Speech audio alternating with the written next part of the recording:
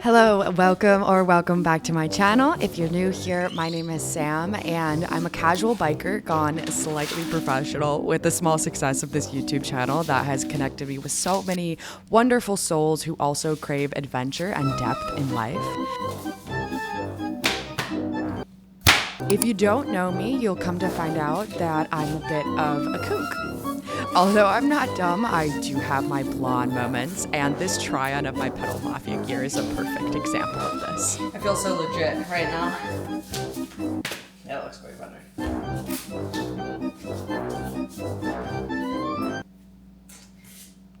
You think this is supposed to go underneath? Yes. Putting this thing on for the third time. Bunch of other things. We got it this time. We got it maybe this time.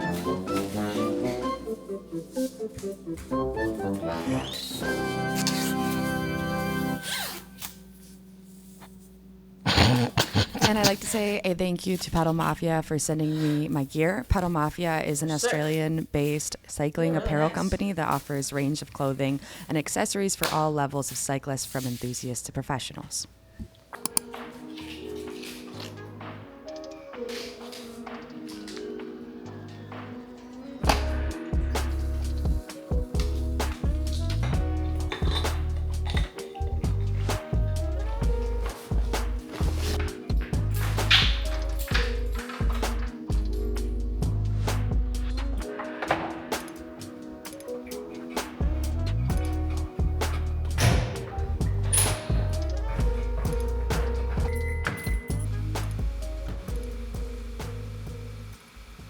Today we're heading to Ohiopyle Trail down south of Pittsburgh, and we're gonna go to, goal is to get to Fallingwater, which is a historic site house to be built in with nature. So it's built into like the side of the mountain and the stream. It's supposed to be the best time to go and check it out is when all of the leaves are changing colors. So it's October 26th, perfect time. The leaves are looking gorgeous. So I thought, hey, let's take a ride down. It's about an hour-and-a-half drive, which kind of sucks, especially because I drive so much for sales. But it is what it is. It's going to be a dope ride. Today I'm wearing the Pedal Mafia kit that was gifted to me to wear in this YouTube channel. I'm excited to be wearing this really cool, you know, very professional looking biking kit. It is a bit chilly today. It's currently 44 degrees, but it is sunny. I'm hoping by the time I get down to Ohiopyle, it will be warmer, hopefully closer to that 50, 55 range, so I'm not freezing my buns off. Without further ado, let's go ahead and get on the trail.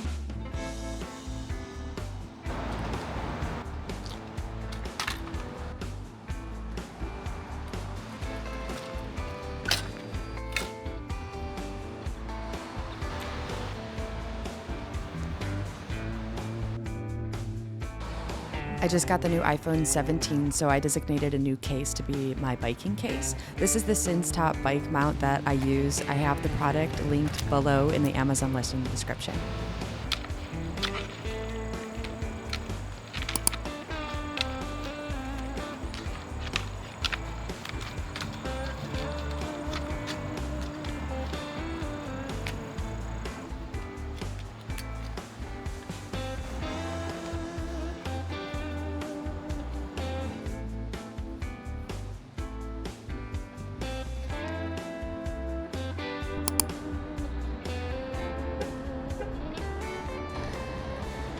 Fucking freezing. Don't know where I'm going, but we're doing it. Ah, it's fucking cold. It is way too cold out here. Oh, what am I doing, man? On your left. Oh, cat. Kitty. What are you doing, cat? The bike trail up here. Yeah, right there. Awesome, thank you. Oh, fuck yeah.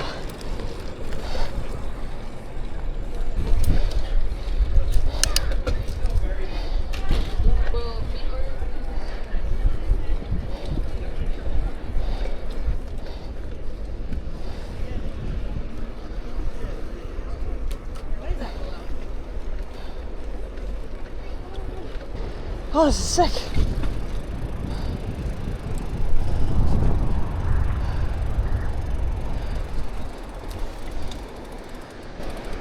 Start of the trail. How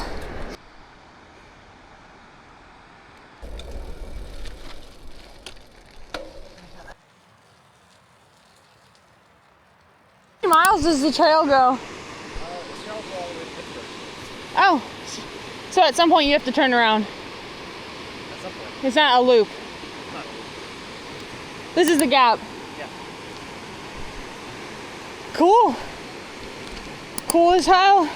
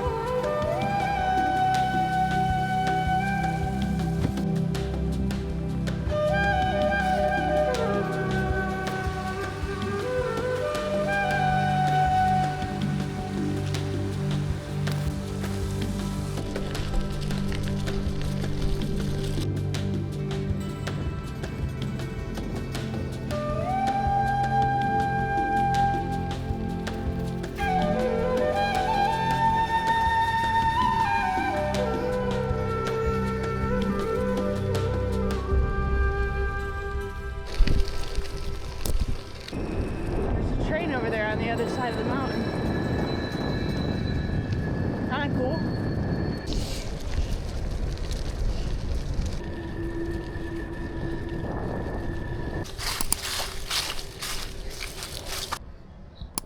Oh, I feel like this is broken. Fuck.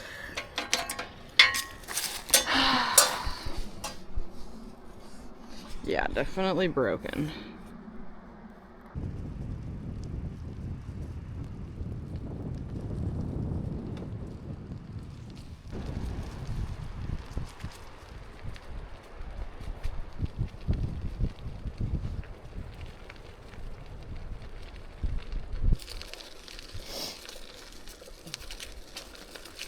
No, you're good.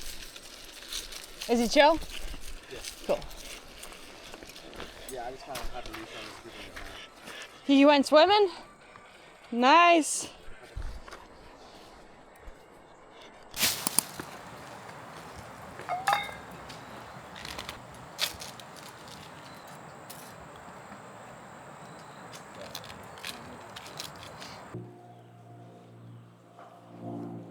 I'm almost 30. Just turned 27 this July, and I thought I would be a lot farther ahead in life.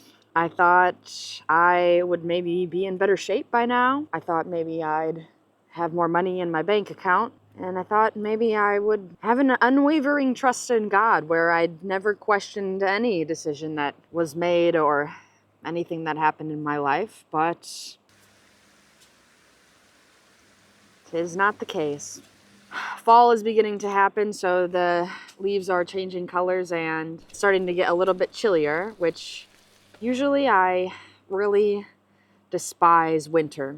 And I am super irritable and not understanding of the seasons, even though I know they have reasons. I just get upset when it's cold. My goal for this winter season is to be less of a hater of the season of change, less of a hater of the cold, and just allow myself to lean into it and to embrace the pace and embrace the rhythm at which nature moves. Because when we question or hate on it and say, well, why are things this way? I wish they were different.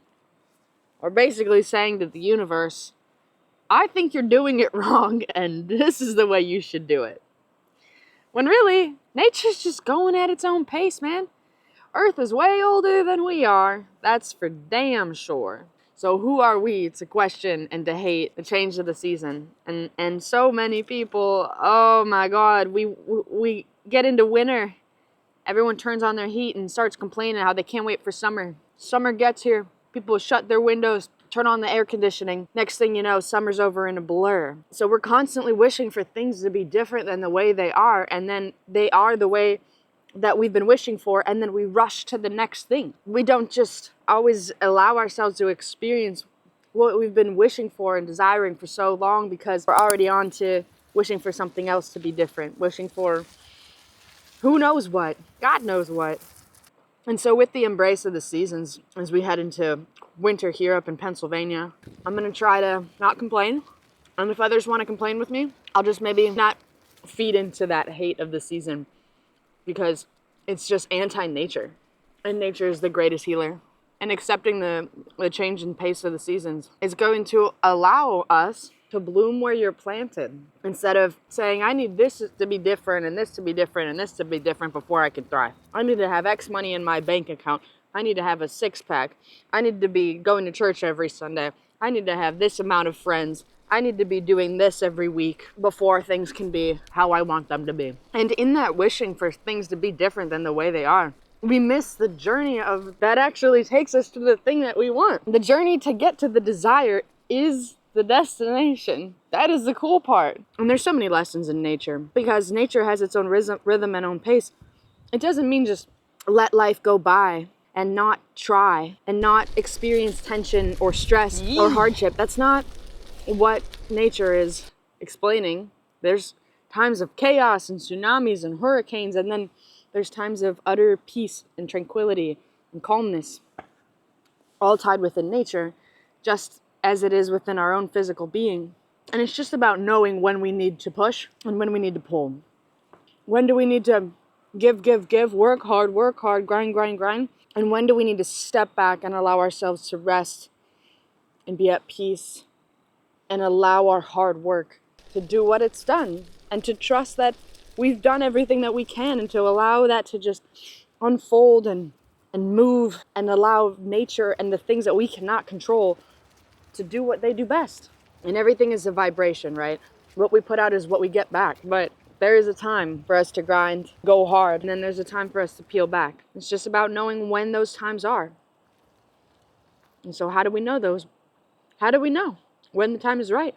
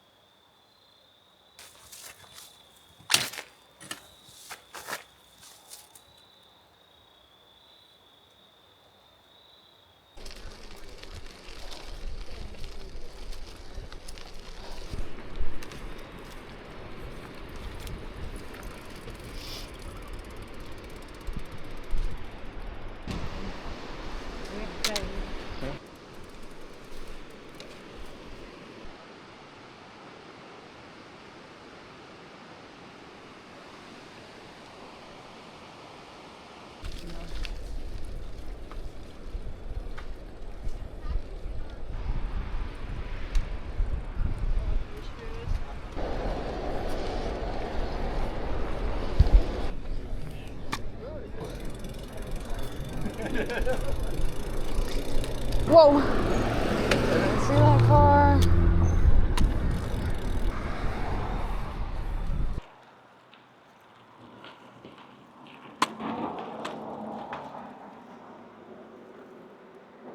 All right, 21.5 miles down. Came with a plan and it didn't work out. Fallingwater is about 5 miles up the road on this main road where people go 50, 60 miles an hour. So I decided that I'm not gonna bike up there because I don't wanna be roadkill today. But as you would have it, that's a beautiful part of exploration and adventure. You never know what you're gonna get, you just gotta roll with the punches. The Pedal Mafia gear held up super well. Actually could even be a replacement for my pannier bag, which my pannier bag does add weight that is a little off kilter. And I notice it does drag me down a little bit. But with these pockets in the back for the Pedal Mafia gear, I was able to put my headphones, which I didn't use today, in the right pocket and slice my camera into this left pocket, which was huge for when I was going to record. I just whipped out my tripod and set my DJI Osmo Pocket on there super quick and easy, especially because I do all of this solo filming and it just adds a lot of time and kind of takes away from the ride a bit, but this made it super easy, which is awesome. And of course I always have my Action Pro. The only thing I wish, this is actually super cool too. The only thing I wish there was like a side pocket on the bib pants, just for loading and unloading. I wish I had like a place to put my phone when I was trying to maneuver my bike out of and into the car. But that's that. I'm gonna grab some grub and then just head to Fallingwater to check it out in my car. It's only 10 minutes away, so yeah. Thanks for watching. Whoa.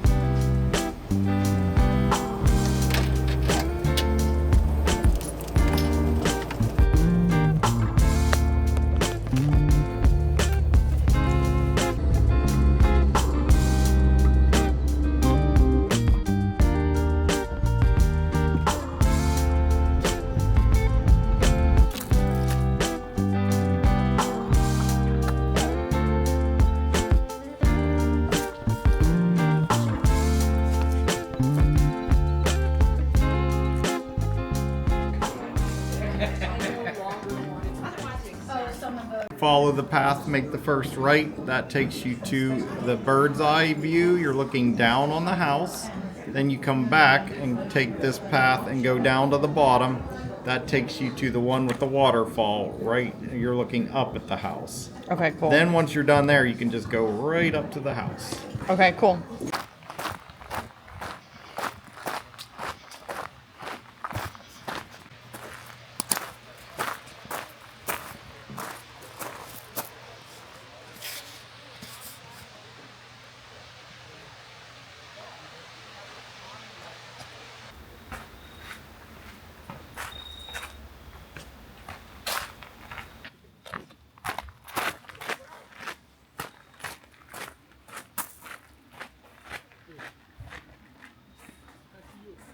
Yeah, I have a YouTube channel, so.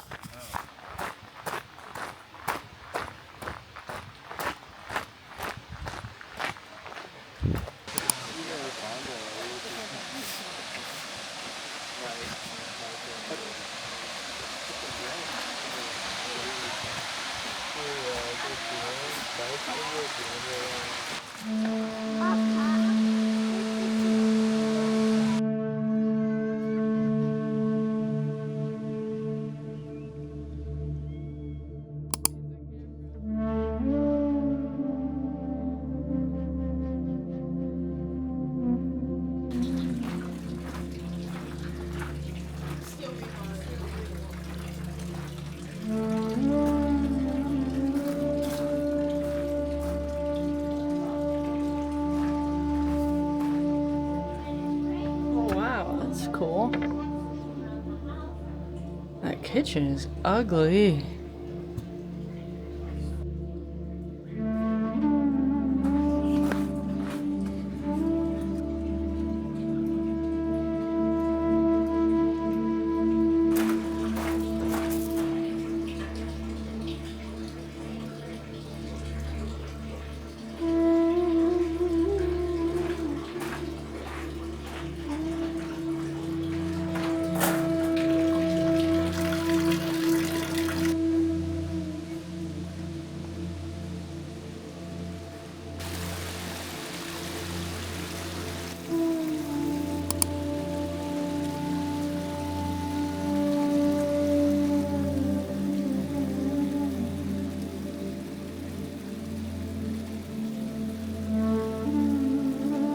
So if you see Okay. louvers behind a bookcase, a bed, a desk, a couch, that's where the hot water radiators would be.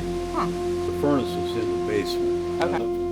Tubes are sitting down. Yeah. Indirect lighting. Yeah. At night, the house looks like a lantern floating over the waterfall. That's the famous picture that I've seen. Mm-hmm. Yeah. Yeah. And that is the goal, lantern floating over waterfall. Yeah. Mhm. Wow. In fact, the Kaufmans thought that the house should be built down where those people were at, looking at the waterfront. Yeah, that is a pretty view over there. Yeah. They were not prepared for Frank Lloyd Wright's insistence that the house would be built over the waterfall. But down there at the view, we call that the view. Have you been down there? Yeah. Okay. Yeah. There's a webcam down there all close. Okay. If you're wondering what the house looks like, covered with snow, I'll give you the Queen's Wave. I give you the Queen's Wave from up here.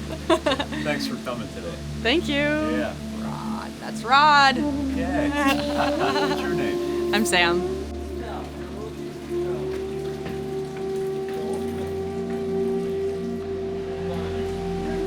Oh, this is so cool.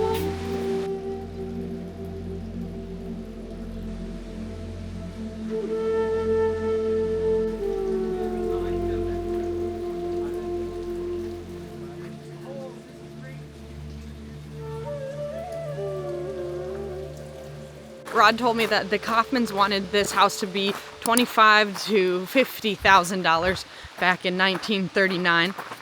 But the architect Lloyd, was known for overexpending, so this house cost $158,000, which is equivalent to $3.4 million now, which honestly isn't that much. He did say they wouldn't ever sign off again. Nobody would sign off on building a house like this over water, so a house like this unfortunately could never be built. And that's the government for ya. That's the politics. So this is a carriage house that was built in 1939. And the Kaufmans only used this as their getaway vacation home. Lived in Fox Chapel. And they just came up here during summers to enjoy.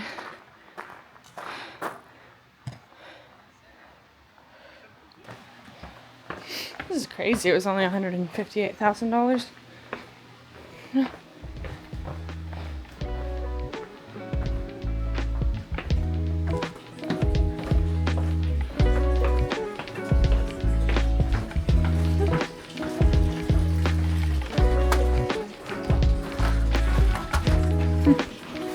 Very cool.